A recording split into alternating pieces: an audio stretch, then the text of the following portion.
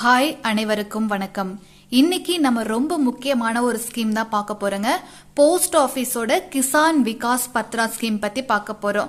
இது ஒரு மணி doubling scheme அப்படின்னு சொல்லலாம். அதாவது 1000 ரூபாய் போட்டீங்கன்னா 2000 ரூபாய், 1 லட்சம் ரூபாய் போட்டீங்கன்னா உங்களுக்கு 2 லட்சம் ரூபாய் ரிட்டர்ன் கொடுக்கக்கூடிய ஒரு நல்ல ஸ்கீம் அப்படின்னா இந்த கிசான் விகாஸ் பத்ரா. இந்த ஸ்கீமை பத்தி ஃபுல் டீடைல்ஸ் பார்க்க போறோம்.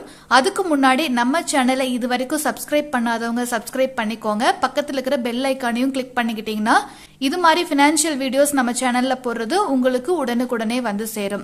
முதல்லயே ஒரு விஷயம் நான் சொல்லிடுறேன். இந்த கிசான் விகாஸ் பத்ரா அப்படிங்கிற திட்டம் 1988 இருந்து இருக்கக்கூடிய கவர்மெண்டால கொடுக்கக்கூடிய ஒரு ஸ்கீம். இந்த ஸ்கீம்ல நல்ல இன்ட்ரெஸ்ட் கொடுக்கக்கூடிய காலகட்டமா இந்த 2024 இருக்கு. அதாவது 2022 எல்லாம் பாத்தீங்கன்னா ரொம்பவே கம்மியான ஒரு இன்ட்ரெஸ்ட், அதை விட இப்ப 1% இன்க்ரீஸ் ஆயிருக்குன்னு சொல்லலாம். சோ இந்த ஸ்கீமை பத்தி ஃபுல் டீடைல்ஸ் தெரியணும் அப்படின்னா ஃபுல் வீடியோ பாருங்க. நிறைய டீடைல்ஸ் இருக்கு. எல்லாமே தெரிஞ்சுட்டு போனீங்கன்னா உங்களுக்கு ஈஸியா வந்துட்டு இன்வெஸ்ட் பண்றதுக்கு கஷ்டம் இல்லாம இருக்கும். அதுக்காக தான் வந்து ஃபுல்லா எல்லா டீடைல்ஸுமே கொடுத்துருக்கேன். ஃபுல்லா பாத்தீங்கன்னா தான் உங்களுக்கு கிளியரா தெரியும். ஜஸ்ட் இன்ட்ரெஸ்ட் ரேட் மட்டும் பார்க்கணும் அப்படிங்கிற மைண்ட் செட்ல பார்க்காதீங்க. சரி வாங்க பாப்போம். Saving certificate scheme. இது வந்து என்னன்னா நீங்க சேவிங்ஸுக்கு காசு போட்டீங்கன்னா உங்க கையில ஒரு சர்டிபிகேட் கொடுத்து அனுப்புவாங்க.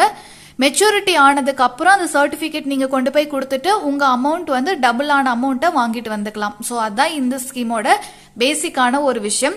இது வந்து ஒரு ஸ்மால் சேவிங் ஸ்கீம் தாங்க. பேசிக்கா வந்துட்டு 1000 ரூபாயில இருந்து ஸ்டார்ட் பண்ணலாம். அதனால இது வந்து ஒரு ஸ்மால் சேவிங் ஸ்கீம் தான். ஸோ சின்ன சின்னதா நம்ம சேவ் பண்ணோம். ஆனா என்னோட பணம் வந்து 2 மடங்கு ஆகணும், நான் வந்து பெருசா ரிஸ்க் எல்லாம் எடுத்துக்க விரும்பல அப்படிங்கிறவங்களுக்கு இது ஒரு பெஸ்ட் ஆப்ஷன் சொல்லலாம். Long term investment. எப்பவுமே பணம் ரெட்டிப்பாகணும் அப்படின்னா நீங்க கொஞ்சம் நாள் வெயிட் பண்ணும். ஸோ இது வந்து லாங் டேர்ம் இன்வெஸ்ட்மெண்ட் தான். இது வந்து இந்தியன்ஸ் அத்தனை பேர்த்துக்குமே அவைலபிளான ஒரு ஸ்கீம் தாங்க. அதாவது வந்து பிறந்த குழந்தையிலிருந்து எல்லாருக்குமே இந்த ஸ்கீம்ல வந்து மணி போடுறதுக்கு வாய்ப்பு இருக்கு. ஓகே, இதோட ஃபீச்சர்ஸ் ஒவ்வொன்றா பார்த்துடலாமா? First eligibility. முதல்ல இந்திய குடிமகனாக இருக்க வேண்டும், சிட்டிசன் ஆஃப் இந்தியாவா இருக்க வேண்டும் முதல் கிரைட்டீரியா. அடுத்து 18 வயதுக்கு மேல இருக்கிறவங்க தனி அக்கௌண்டே வந்து ஓபன் பண்ணி அவங்க பாட்டுக்கு போஸ்ட் ஆபீஸ்ல வாங்கிக்க முடியும். மைனரா இருக்காங்க அப்படிங்கிற பட்சத்துல பேரண்ட்ஸ் அல்லது கார்டியன் வந்துட்டு அவங்களுக்காக அக்கௌண்ட் ஓபன் பண்ணி கிசான் விகாஸ் பத்ரா சர்டிபிகேட் வாங்கிக்கலாம். அதே போல ஹிந்து அன்டிவைடட் ஃபேமிலிஸ் இருப்பாங்க இல்லையா, அவங்களும் கிசான் விகாஸ் பத்ரால இன்வெஸ்ட் பண்ண முடியும். இந்த பிரைவேட் கம்பெனிஸ் எல்லாம் இன்வெஸ்ட் பண்ண முடியாது. அடுத்து டெபாசிட் லிமிட். இதுவே சொல்லிட்டேன், ஸ்மால் சேவிங் ஸ்கீம்னு சொல்லிட்டு மினிமம் வந்துட்டு 1000 ரூபாயிலிருந்து நீங்க ஸ்டார்ட் பண்ணலாங்க. வெறும் 1000 ரூபாய் தான் என் கையில இருக்கு, நான் இதை வந்து டபுள் ஆக்கணும்னு நினைக்கிறேன் அப்படின்னா நீங்க தாராளமா இந்த ஸ்கீம்ல இன்வெஸ்ட் பண்ணலாம். மேக்சிமம் லிமிட்டே கிடையாதுங்க. ஓகேவா? சோ நீங்க வந்து 1 லட்சம் ரூபாய் 2 லட்சம் ரூபாய் எவ்வளவு வேணாலும் தாராளமா நீங்க இன்வெஸ்ட் பண்ணலாம். 10 லட்சம் கூட இன்வெஸ்ட் பண்ணலாம் ஒரு வருஷத்துக்கு. சோ மேக்ஸிமம் வந்து லிமிட் கிடையாது. சோ இதுக்கு வந்து டினாமினேஷன் வந்து 100 ரூபாய் 100 ரூபாயா தான் இன்க்ரீஸ் ஆகும். ஓகேங்களா? சோ 5 ரூபாய் 10 ரூபாய் இன்க்ரீஸ் ஆகாது. மினிமம் 1000 ரூபாய், மேக்ஸிமம் வந்து நோ லிமிட். என்னென்ன டாக்குமெண்ட்ஸ் ரெக்கார்ட் அப்படின்னு பார்த்தலாம். கண்டிப்பாக ஆதார் கார்டு பேன் கார்டு வேணும். ரைட்டுங்களா? சோ ஆதார் கார்டும் பேன் கார்டும் வேணும். ஓட்டர் ஐடி, டிரைவிங் லைசன்ஸ், இது மாதிரி உங்களுக்கு என்ன டாக்குமெண்ட்ஸ் வேணுமோ எடுத்துட்டு போய்க்கோங்க. ஒரு 3-4 டாக்குமெண்ட்ஸ் எடுத்துட்டு போயிட்டீங்கன்னா வேலை ரொம்ப ஈஸியா போஸ்ட் ஆபீஸ்ல முடிஞ்சிட்டு வந்துடும். அதுக்காக தான் சொல்றேன். அதே போல ஃபார்ம் ஏ அப்படிங்கறத நீங்க சப்மிட் பண்ணணும், ஃபுல்லா ஃபில் பண்ணிட்டு. சோ போறப்போ நீங்க கிளியரா ஞாபகம் வச்சுக்கோங்க, உங்களோட டாக்குமெண்ட்ஸ் எல்லாம் எடுத்துட்டு போய்க்கணும். அதே போல அங்க ஃபார்ம் ஏ ஃபில் பண்ணும் அப்படின்னு சொல்லிட்டு ஏஜென்ட் மூலமா நீங்க போயிட்டு இந்த கிசான் விகாஸ் பத்ரால ஜாயின் பண்றீங்கன்னா ஃபார்ம் A1 அப்படின்னு சொல்லிட்டு இருக்கு. ஸோ நீங்க அந்த ஃபார்மை ஃபில் பண்ற மாதிரி இருக்கும். ரைட்டுங்களா? ஸோ இதுதான் வந்து டாக்குமெண்ட்ஸ் ரெக்கார்ட். அண்ட் டென்யூர் எடுத்துட்டீங்கன்னா உங்களுக்கு 9.5 வருஷங்க. ஓகேங்களா? ஸோ 9.5 வருஷம், அதாவது 115 மாதங்கள். முதல்ல வந்து 112 மாதங்கள் அப்படின்னு இருந்துச்சு. இப்ப 115, மறுபடியும் 3 மாசம் ஜாஸ்தி பண்ணிருக்காங்க, பாத்துக்கோங்க.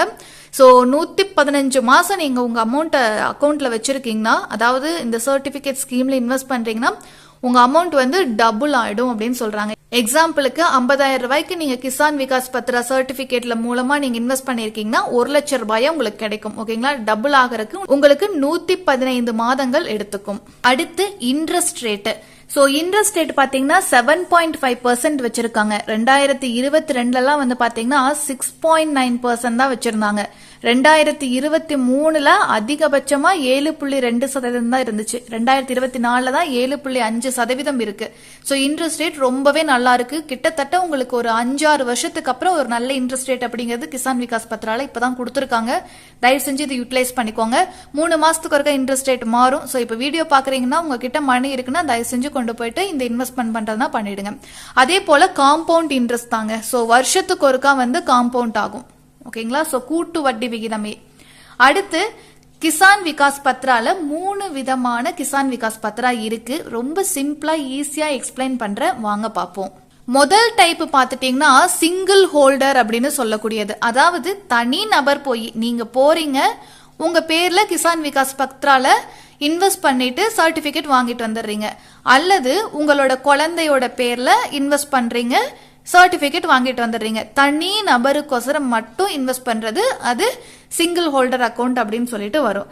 ரெண்டாவது ஜாயிண்ட் ஏ டைப் அப்படின்னு இருக்கு. அப்படின்னா என்ன அப்படின்னா ஒண்ணு இல்லைங்க, ஜாயிண்டா வந்து 2 அடல்ட், ஓகேங்களா, 2 18 வயதிற்கு மேற்பட்டவர்கள் ஜாயிண்டா இந்த கிசான் விகாஸ் பத்ரால இன்வெஸ்ட் பண்ணலாம்.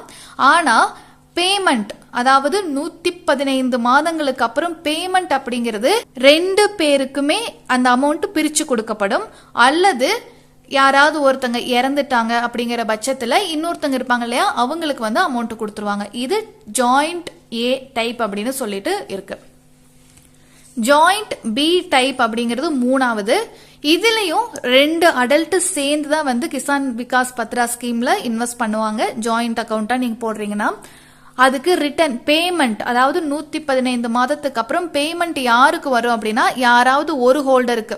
இப்ப ஹஸ்பண்ட் அண்ட் ஒய்ஃப் 2 பேரும் சேர்ந்து அக்கௌண்ட் ஓபன் பண்ணிருக்காங்க ஜாயிண்ட் அக்கௌண்டா, ஒரு 1 லட்ச ரூபா போட்டிருக்காங்கன்னு வச்சுக்கோங்களேன். 115 மாதத்துக்கு அப்புறம் ஹஸ்பண்டுக்கோ அல்லது ஒய்ஃபுக்கோ யாராவது ஒருத்தங்களுக்கு அவங்க முன்னாடியே மென்ஷன் பண்ணிடணும், என்னோட ஹஸ்பண்டுக்கு வரணும் அல்லது என்னோட ஒய்ஃபுக்கு இந்த அமௌண்ட் வரணும் 9.5 வருஷம் கழிச்சு அப்படின்னு சொல்லி மென்ஷன் பண்ணிட்டா அது வந்து அவங்களுக்கு மட்டும் போயிடும். அல்லது ஒருத்தங்க இறந்துட்டாங்க இன் கேஸ் ஆஃப் டிமைஸ் அப்படிங்கிற ஒரு சுச்சுவேஷன்ல சர்வைவருக்கு வந்து அந்த அமௌண்ட் வந்து போயிடும். ஸோ இந்த 3 செட்டப் தான். ஸோ சிங்கிள் அக்கௌண்டாவும் நீங்க போடலாம், ஜாயிண்ட் அக்கௌண்டாவும் போடலாம். ஜாயிண்ட் அக்கௌண்ட்ல 2 பேருக்கும் காசு வர்ற மாதிரியும் போடலாம் பாதி பாதி, அல்லது ஒருத்தருக்கு யாராவது ஒருத்தருக்கு மட்டும் போகணும் அப்படிங்கிற மாதிரியும் நீங்க போடலாம். இந்த 3ல எது வேணாலும் நீங்க சூஸ் பண்ணிக்கலாம், அது உங்களோட விருப்பமே. அடுத்து ரீசெண்ட் அப்டேட் அப்படின்னு ஒன்று வந்திருக்கு, அதை நான் சொல்லிடுறேன். நீங்க கிசான் விகாஸ் பத்ரால 50,000க்கும் அதிகமாக இன்வெஸ்ட் பண்றீங்க ஒரு வருஷத்துல அப்படின்னா நீங்க பேன் கார்டு அப்படிங்கிறது கம்பல்சரி கொடுக்கணும், ரைட்டுங்களா? ஸோ பேன் கார்டை கம்பல்சரி சப்மிட் பண்ணணும். அதுவே 10 லட்சம் ரூபாய்க்கு மேல இன்வெஸ்ட் பண்றீங்கன்னா நீங்க இன்கம் ப்ரூஃப், அதாவது என்னுடைய வருமானம் இவ்வளவுதான் ஒரு வருடத்திற்கு அப்படின்னு சொல்லி நீங்க இன்கம் ப்ரூஃப் கொடுக்கணும்.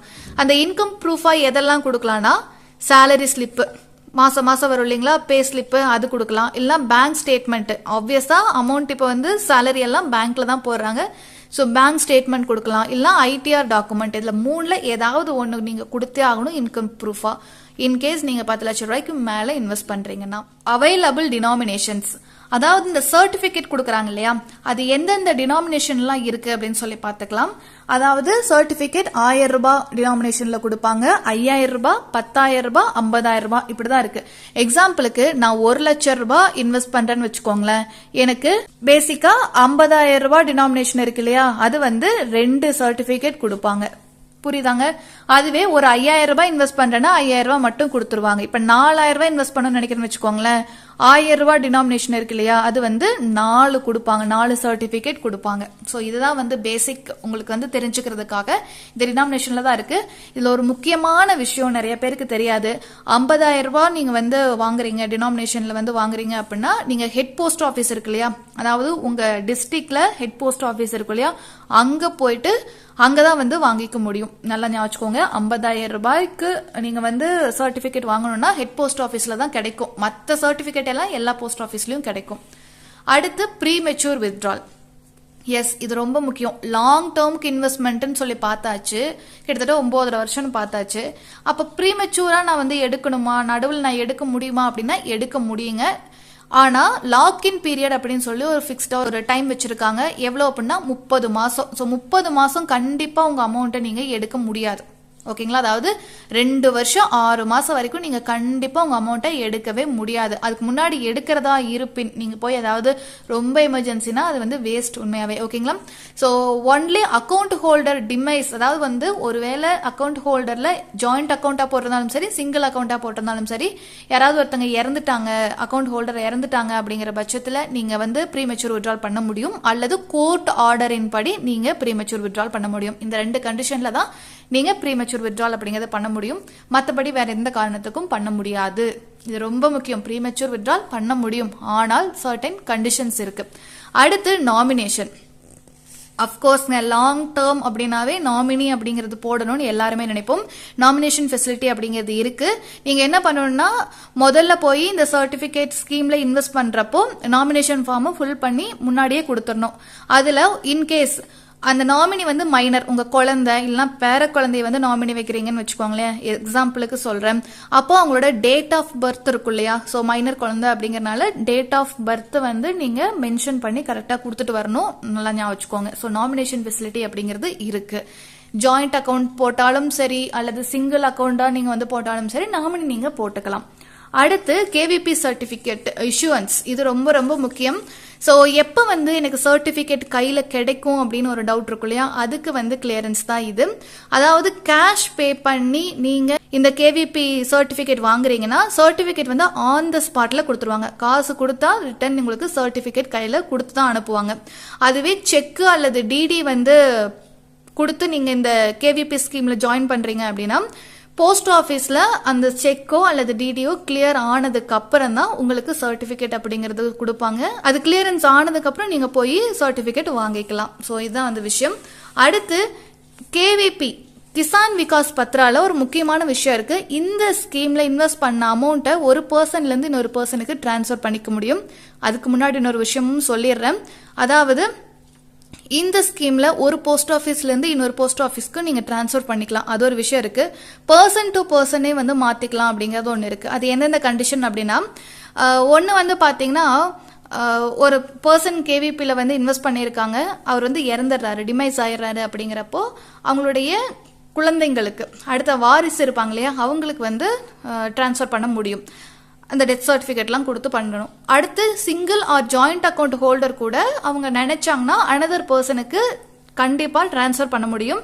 அதுக்கு போஸ்ட் ஆஃபீஸ்ல இந்த மாஸ்டர் இருப்பாங்க இல்லைங்களா, போஸ்ட் ஆஃபீஸ் ஆஃபீஸர் இருப்பார் இல்லையா, அவர் முன்னிலையில அவருடைய ஒப்புதலோடு நீங்க வந்து பண்ணிக்கணும் அப்படின்னு வந்து சொல்றாங்க. ஸோ தாராளமா ஒரு பர்சன் இன்னொரு பர்சனுக்கு கிசான் விகாஸ் பத்ரா சர்டிபிகேட்டை டிரான்ஸ்ஃபர் பண்ண முடியும். அடுத்து டாக்ஸ் பெனிஃபிட். இது ரொம்ப ரொம்ப முக்கியமான விஷயங்க. நீங்க 1 லட்ச ரூபா அமௌண்ட் போடுறீங்களா, அல்லது 1.5 லட்ச ரூபா அமௌண்ட் போடுறீங்க கிசான் விகாஸ் பத்ரால, அந்த பிரின்சிபலுக்கு எனக்கு வந்து இந்த வருஷம் நான் இன்கம் டாக்ஸ் பே பண்ணாம இருக்கலாமானா கிடையாது. டாக்ஸ் பெனிஃபிட் இல்ல. ஓகேங்களா? ஸோ உங்களோட பிரின்சிபல் அமௌண்ட்டுக்கு டாக்ஸ் பெனிஃபிட் இல்ல. டாக்ஸ் பெனிஃபிட் வேணும் அப்படின்னு நினைக்கிறீங்கன்னா அதுக்கு நிறைய ஸ்கீம் இருக்கு. ஸோ அது வந்து public provident fund, national saving certificate அப்படின்னு சொல்லிட்டு நிறைய ஸ்கீம் இருக்கு. அதை பத்தி நம்ம ஃபர்தரா பார்ப்போம். ஸோ பிரின்சிபல் அமௌண்ட்டுக்கு டாக்ஸ் பெனிஃபிட் அப்படிங்கிறத நீங்க எதிர்பார்க்க முடியாது. அடுத்து இன்ட்ரெஸ்ட் வந்து பார்த்துட்டீங்கன்னா, ஒரு வருஷத்துக்கு ஒருக்கா காம்பவுண்ட் ஆகி வரும் அப்படின்னு சொல்லி பார்த்தோம் இல்லைங்களா, அதுக்கு டிடிஎஸ் அப்படின்னு சொல்லி 10% பிடிச்சிருவாங்க. பட் மெச்சூரிட்டி அப்போ உங்களுக்கு டாக்ஸ் பிடிக்க மாட்டாங்க. இப்போ எக்ஸாம்பிளுக்கு எடுத்துட்டீங்கன்னா, 1000 ரூபாய் நீங்க இன்வெஸ்ட் பண்ணிருக்கீங்க, மெச்சூரிட்டியில் உங்களுக்கு 2000 ரூபாய் கொடுக்கணும். அதுதான் அவங்களுடைய கமிட்மெண்ட், அதுதான் அவங்க சொல்லி இருக்கிறதும். ஸோ 2000 ரூபாய் கொடுக்குறப்போ உங்களுக்கு டாக்ஸ் எல்லாம் பிடிச்சிட்டு தர மாட்டாங்க. ஏன்னா வருஷம் உங்களுக்கு இன்ட்ரெஸ்ட்ல வந்து டிடிஎஸ் அப்படின்னு சொல்லி 10% பிடிச்சிடுறாங்க இல்லையா. ஸோ மெச்சூரிட்டி டைம்ல உங்களுக்கு டாக்ஸ் பிடிக்க மாட்டாங்க. வருஷம் இன்ட்ரெஸ்ட் மேல மட்டும் ஒரு டாக்ஸ் அப்படிங்கிறது பிடிப்பாங்க. இது மட்டும் பார்த்துக்கோங்க. ஒரு ஐடியாக்காக இது கொடுத்துருக்கேன். இன்வெஸ்ட்மெண்ட் எவ்வளோ பண்ணா மெச்சூரிட்டி எவ்வளோ வருதுன்னு சும்மா டபுளிங் தாங்க. 1000 ரூபாய் போட்டா 2000 ரூபாய், 5000 ரூபாய் போட்டா 10,000 ரூபாய், 10,000 ரூபாய் போட்டா 20,000, 5 லட்சம் போட்டா 10 லட்சம், 20 லட்சம் போடுறீங்களா 40 லட்சம், 1 கோடி போடுறீங்கன்னா 2 கோடி உங்களுக்கு ரிட்டர்ன் வரும். இதுதான் வந்து கிசான் விகாஸ் பத்ராவோட ஒரு முக்கியமான விஷயம். இவ்வளவுதான். ரொம்ப சிம்பிளா என்னென்ன விஷயம் இருக்கு அப்படின்னு சொல்லி கிளியரா சொல்லியிருக்கேன். மொத்தமா உங்களுக்கு புரிஞ்சிருக்கும்னு நினைக்கிறேன். உங்களுக்கு இந்த வீடியோ பிடிச்சிருந்துச்சுன்னா ஒரு லைக் மட்டும் போடுங்க. இந்த வீடியோவை ஃபுல்லா பார்த்து என்னென்னு கிளியரா அண்டர்ஸ்டாண்ட் பண்ணிக்கிட்டதுக்கு ரொம்ப நன்றி. மீண்டும் இன்னொரு வீடியோல சந்திப்போம். தேங்க்யூ ஃபார் வாட்சிங்.